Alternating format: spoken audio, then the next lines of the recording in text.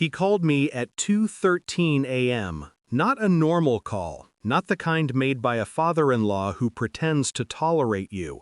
Just 3 rings, a pause, and then his voice, too soft, too calm. "Son, I think it's time you knew." Then he hung up.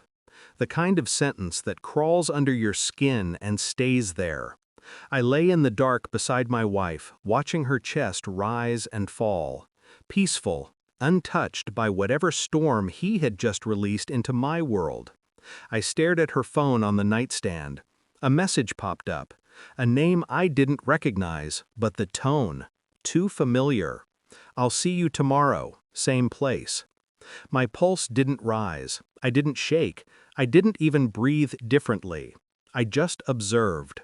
Detached, silent, like a surgeon studying a tumor. She turned in her sleep, murmured a name that wasn't mine. That was when something inside me shifted, quietly, without theatrics. A door closing, a light going out, a calculation beginning. But I said nothing. Not then, not yet. Instead, I closed my eyes and let the darkness settle around me like a second skin. Her father's voice repeated in my head, cold and heavy. "I think it's time you knew." I didn't know what he meant, but I knew one thing. When men speak like that at 2 a.m., it's never about love. It's always about betrayal. And betrayal always leaves a trail. All I had to do was follow it. Morning brought its own unease. She was too cheerful, too light, too rehearsed.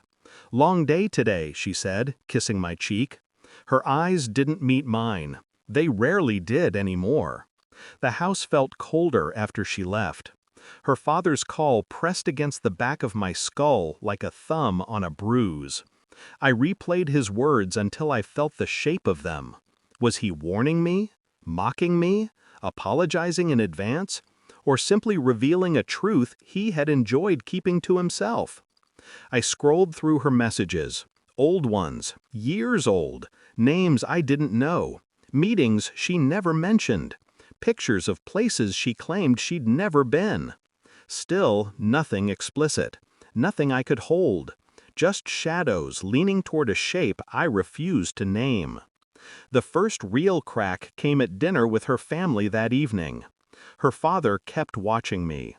Not with suspicion, no, with pity, as if he were waiting for me to crumble under a truth he believed I already knew. Her phone buzzed beside her plate. She flinched. My eyes caught the preview.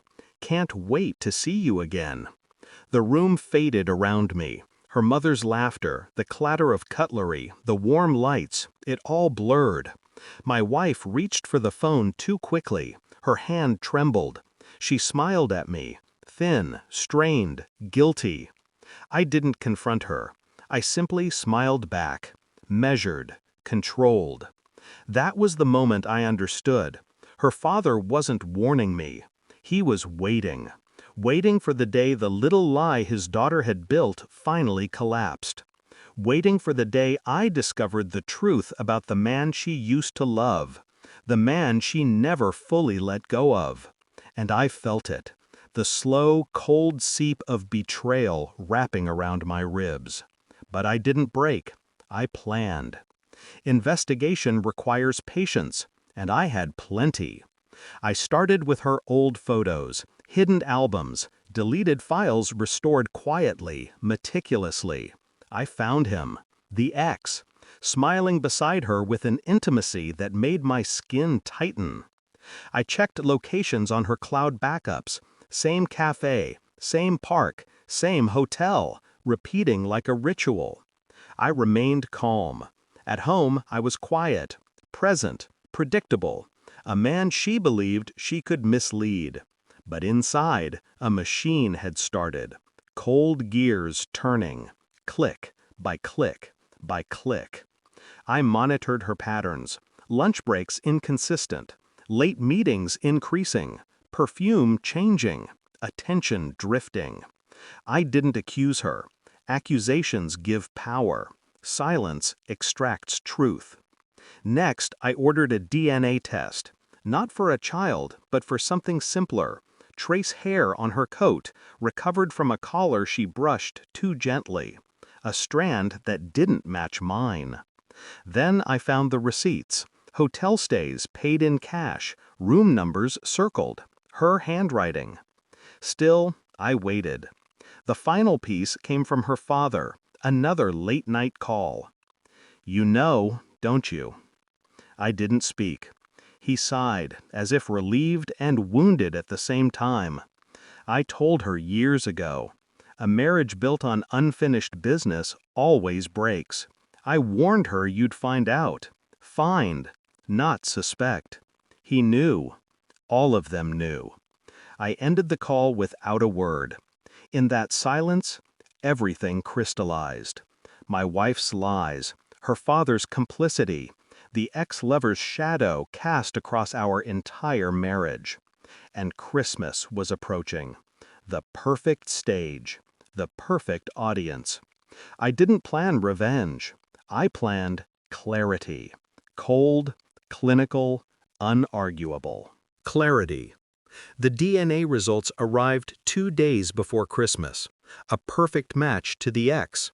Not blood, cologne compound, skin cells, transfer particles, scientific confirmation of proximity, intimate, recent, undeniable. I printed the report, folded it once, placed it in my coat pocket. Christmas dinner was warm, bright, suffocatingly cheerful. Her family laughed. She avoided my eyes. Her father watched the doorway, waiting for someone. Then he arrived. The ex.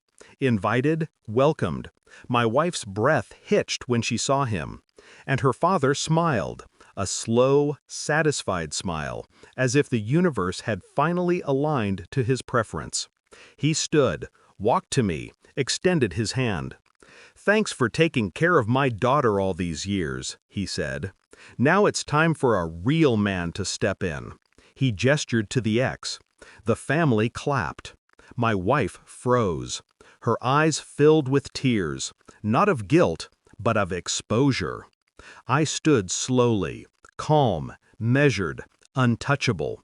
I handed her the folded report. "Open it." She did. Her face drained of color. Her knees buckled. The ex stepped back.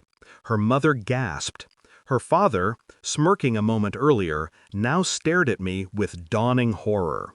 He understood exactly what the report meant, and exactly what I knew. I put on my coat, buttoned it, adjusted the collar.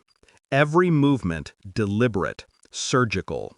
My wife sobbed softly, clutching the report like it might dissolve if she let go. Her father grabbed my arm. "Wait, where are you going?" I met his eyes, calm, unblinking. "You already know." His face crumpled, because he did. Those 3 words, so simple, so quiet, hit him harder than any accusation ever could. You already know. The truth he tried to hide, the truth he nurtured, the truth he hoped would break me. Instead, it exposed him. He collapsed into his chair, pale and shaking, not from guilt, but from the realization that he had underestimated the one man he thought was blind. I walked toward the door. No shouting, no rage, no chaos, just silence heavy enough to suffocate the room. Behind me, my wife whispered my name. I didn't turn. She didn't deserve even that. Cold air met me outside. It felt cleaner than the house I'd left behind. For years I had mistaken stability for love, routine for loyalty, silence for peace. Her betrayal didn't destroy me. It clarified me. I understood now. Some people don't break you. They free you. As I reached the gate, I heard the door open behind me, her father calling out, voice trembling, begging to explain. I didn't pause. I didn't look back. The truth didn't need witnesses. It only needed distance. I unlocked my car, slid into the driver's seat, started the engine, and as I pulled away, I felt it. Not anger, not sorrow, just detachment. Clean, precise, final. I had lost nothing. They had lost everything.